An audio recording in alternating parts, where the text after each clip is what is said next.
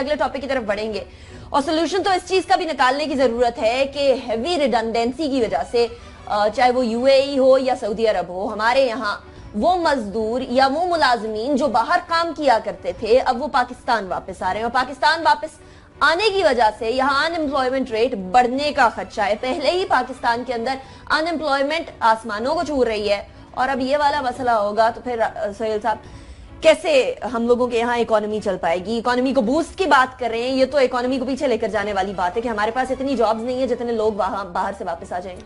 نکاح ہمارے ہاں جو ترسیلات زر کے ذریعے سے ہی ہمارے زر مبادلہ کے جو ذخائر ہیں سب سے بڑا انحصار ترسیلات زر پر ہوتا ہے, اور اس کا وہ ترسیلات زر بیرون ملک مقیم پاکستانی وہ لیبر کلاس ہو یا زیادہ تر labour class specially Middle East کے اندر ہے, سعودی عرب ہے, وہاں سے ہمیں بھجواتے ہیں اور اس سے ہمارے زر مبادلہ کے ذخائر کو ہم مینٹین کرتے ہیں, بڑھاتے ہیں.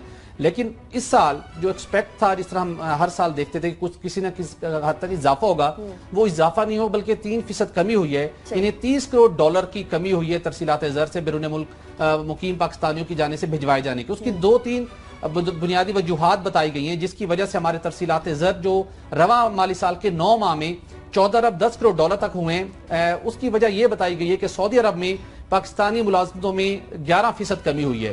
اس کے بعد یو اے کے اندر بھی ملازمتوں میں کمی ہوئی ہے, اور اس کی بنیادی وجہ بتائی جا رہی ہے کہ جو حکومت کے کچھ لوگوں نے کہا کہ سعودی عرب کے اندر جس طرح کے جو ان کے وہاں پہ تھوڑا سا کرائسس رہا, وہاں پر ملازمتوں میں کمی ہوئی. لیکن کچھ لوگ یہ بھی کہہ رہے ہیں کہ سعودی عرب کے اندر ابھی بھی اور اسپیشلی یو اے کے اندر بھارتی جو مین پاور تھی ان کے اندر اس کے اوپر کوئی اتنا زیادہ اثر انداز نہیں ہوا. ہماری حکومت کے بہت اچھے مراسم ہیں یو اے کے ساتھ بھی, سعودی عرب کے ساتھ بھی. یقیناً وہاں پہ تھوڑا سا اکنامک ریسیشن آیا سعودی عرب کے اندر, لیکن پاکستانی وہاں بری طرح سے متاثر ہوئے ہیں. حکومت کو اس کو فوکس کرنا چاہیے, جس وجہ سے ہماری وہاں ملازمتیں کم ہو رہی ہیں, مزدور واپس آ رہے ہیں, ان کو وہاں کسی نہ کسی طریقے سے ان کے لیے نئے مواقع تلاش ہونے چاہیے. اسپیشل قطر میں جہاں پر بہت بڑے پیمانے کے اوپر ایکٹیویٹی ہو رہی ہے ورلڈ کپ فٹ بال کے ورلڈ کپ کے حوالے سے, وہاں پہ ورک فورس کا بہت بڑے مواقع موجود ہیں, وہاں اس مارکیٹ کو گین کرنا چاہیے اگر وہاں سے پابندی ختم ہو جائے تو. لیکن اس کے ساتھ ساتھ یہ بھی ایک بنیادی وجہ ایک سامنے آ رہی ہے جو کچھ ایف بی آر کے ذرائع نے ہمیں بتایا کہ ان لیگل چینل سے پاکستان رقوم بھجوائے جانے کے ٹرینڈ میں بھی اضافہ ہوا ہے, جس کی وجہ سے ترسیلات زر کمی ہوئی. یعنی ہنڈی کے ذریعے اگر رقم آتی ہے تو وہ رقم ڈالر ہے یا جو اگر غیر ملکی کرنسی وہ وہیں پہ رہ جاتی ہے, یہاں پر پاکستانی کرنسی میں لوگوں کو پیسہ مل جاتا ہے. جب سے اسپیشلی یہ کہا جا رہا ہے کہ پاناما کا کیس سامنے آیا ہے, جب سے یہ چیز ڈسکلوز ہوئی ہے کہ ہمارے حکمران ہماری اشرافیہ کس طریقے سے بیرون ملک پیسے لے کے جاتے ہیں, تو لوگوں کے اندر بھی ایک یہ ٹرینڈ پیدا ہوا ہے کہ وہ لیگل چینل کے ذریعے اتنے ہائر ٹیکس ادا کر کے کیوں پاکستان رقم بھجوائیں.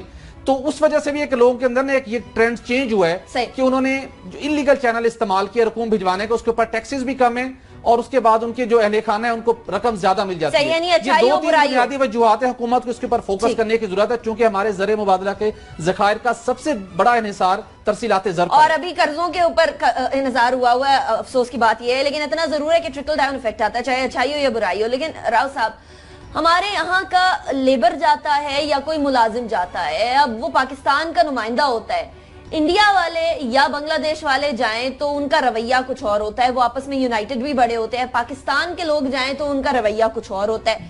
یہ بھی کیا وجہ ہو سکتی ہے؟ اور حکومت کی غیر سنجیدگی. جب سعودی عرب والا مسئلہ آیا تھا تو وزیر صاحب نے جانا تھا ادھر, وہاں کے لوگوں کو, متاثرین کو دیکھنا تھا, ان کو واپس لے کر آنا تھا, لیکن ایسا کچھ ہو نہیں پایا تھا.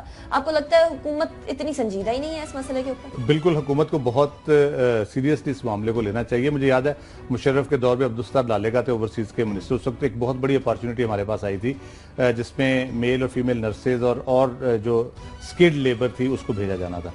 پرابلم اس وقت یہی آیا کہ ہمارے پاس سکلڈ لیبر نہیں تھی. یہی ایشو ہمیں آ رہا ہے کہ جو لوگ ہمارے گئے ہوئے کام کر رہے ہیں وہ سکلڈ لیبر کی کیٹیگری میں بہت کم لوگ ہیں.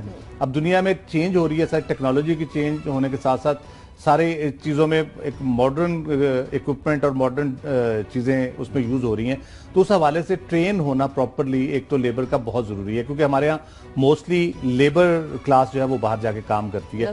میجورٹی آف دیم, اگرچہ پڑھے لکھے لوگ بھی کرتے ہیں لیکن ان کا کوئی اتنا ایشو نہیں ہے. جو یہ پرٹیکولر جس کی ہم بات کر رہے ہیں یہ وہ کلاس ہے جو سکل ہونا جس کا بہت امپورٹنٹ ہے, اور دنیا بھر میں یہ اب ریکوائرمنٹ بڑھ رہی ہے. دنیا کے ملکوں میں اس قسم کی سکل لیبر کی, انڈونیشیا, ملائیشیا میں ابھی بھی بہت ڈیمانڈ ہے ان چیزوں کی. ایک تو ہم نے اس پہ کام نہیں کیا, دوسرا ہماری 65% हमारा नौजवान तबका है। ठीक। उनकी जो प्रॉपर उनको केटर करना, मियाँ साहब तो नारा यही लगा के आए थे नौजवानों को कर्जे देंगे और उनको बिजनेस देंगे, उनकी रोजगार का इंतजाम करेंगे, तो उसका कुछ नहीं किया गया।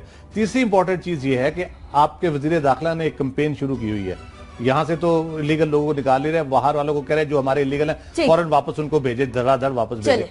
अब अमेरिका में इतने इलीगल लोग फिर रहे हैं, काम कर रहे हैं, मैक्सिकन है या पाकिस्तानी है या दूसरी नस्लें हैं, वहां पे वो एक तरीका कार होता है उनका अपना भेजने का। हम अगर कहेंगे हमें वापस दो, तो उससे फिर ज्यादा तेजी से वापस आएगा, तो जरे मुबादला पे चलिए राव साहब वक्त खत्म हो गया, बहुत शुक्रिया। सोहेल साहब बहुत शुक्रिया, आपने ज्वाइन किया। लेकिन इतना जरूर है कि यही 65% हमारे लिए एक अहम जरिया बन सकता है आगे बढ़ने का, और यही 65% हमारे पर बर्डन भी बन सकता है, और इसको बर्डन बनाना है